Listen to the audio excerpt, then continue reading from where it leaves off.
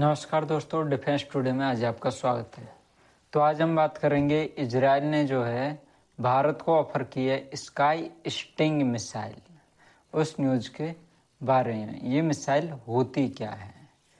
तो इजरायली रक्षा मंत्री Rafale advance defence system ने भारत को अपनी नवीनतम स्काई स्टिंग मिसाइल ऑफर की है, जिसकी श्रेणी जो है लगभग 250 से 300 किलोमीटर तक है। मतलब इतनी रेंज है उसकी ना।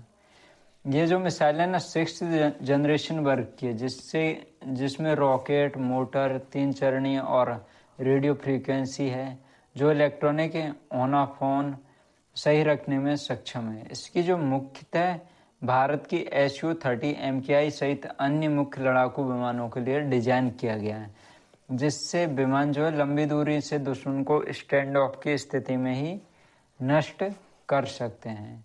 मतलब Su-30 MKI जो भारत का विमान है उसमें आसानी से ये मिसाइल फिट हो सकती है।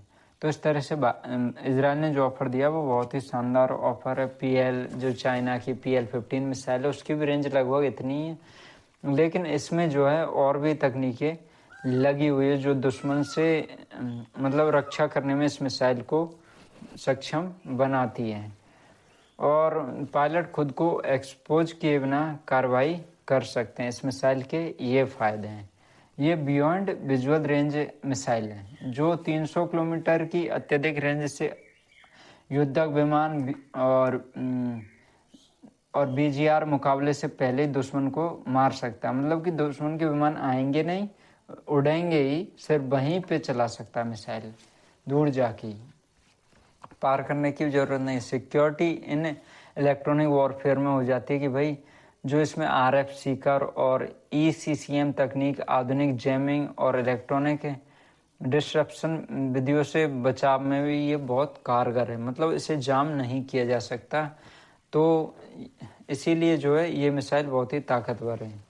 तो ये लक्ष्य को सटीकता से हिट कर सकती है। प्लेटफॉर्म को जो इंटीग्रेशन की बात करें तो Su-30 MKI जैसे भारी उपयोग वाले एयरक्राफ्ट के साथ इंटीग्रेशन इसका किया जा सकता है, और अन्य प्लेटफॉर्म जैसे MiG-29, तेजस और राफेल में भी इसको लगाया जा सकता है।